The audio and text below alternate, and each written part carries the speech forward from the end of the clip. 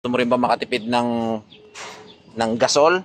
So, ang kahoy, paraan para makapagluto ng makakain.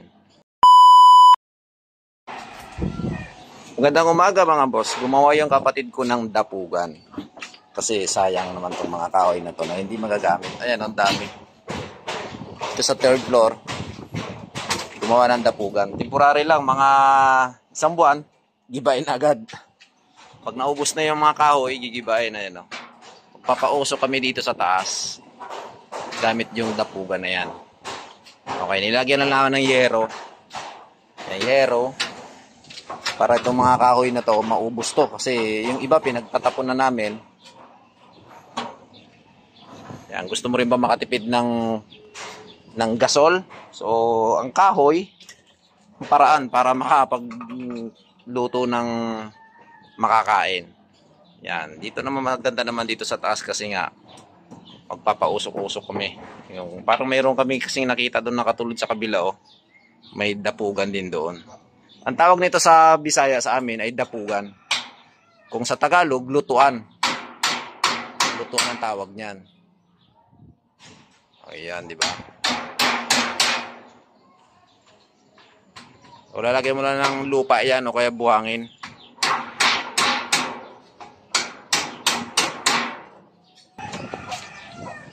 Sarap kasi magdamay dito sa taas mga boss, mahangin. Kaya habang iinit ka ng tubig na pangkape, pwede kung umuusok dito. So walang problema. Hindi po ba?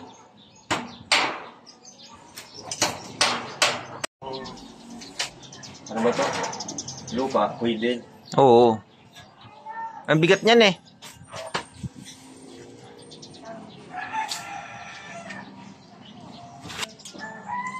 Pagtantong bakal. Ikaw lang gumawa niyan. Oo. Kaya mga boss, meron siyang lutuan na ano. Makakatipid nga naman talaga sa gas, sa gasol. O, di ba? Hindi pantay. Tabingi.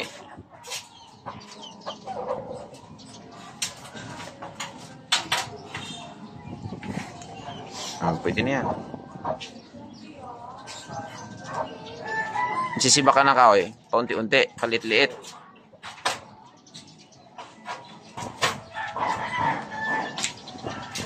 May mga kaldero naman na hindi ginagamit yan, di ba?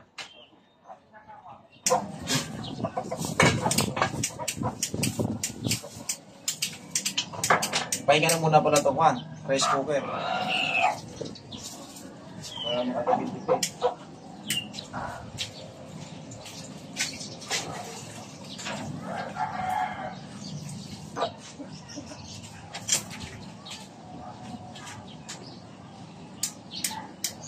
Mararapan naman to eh. Nukmasi, daw ka ganyan sa Pinas.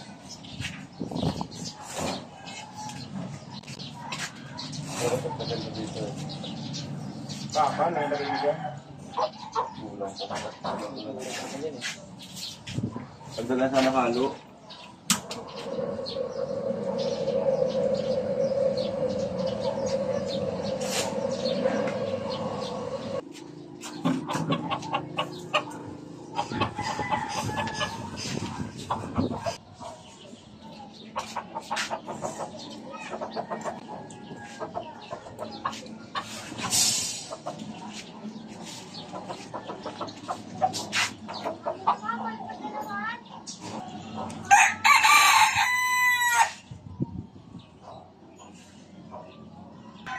Kunin mo nga yung takip doon. Takip. So, ayan mga boss.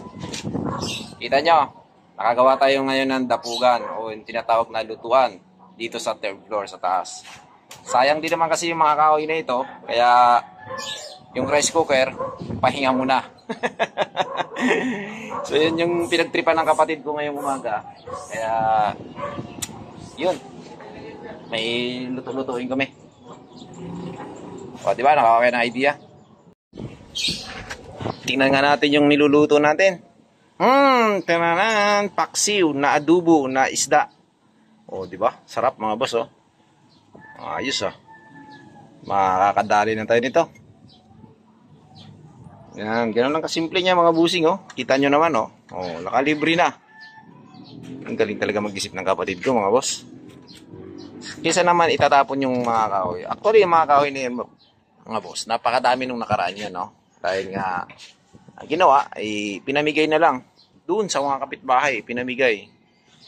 Kaya yan na lang yung natitira. Kaya wala naman na gustong kumuha. Kaya ang gagawin namin ay kinahoy-kahoy na lang oh. Oh, ganda ng dapugan ah. Dapugan ang tawag niyan mga boss sa Bisaya. Ang tawag naman nito dito sa Tagalog ay lutuan, kusina.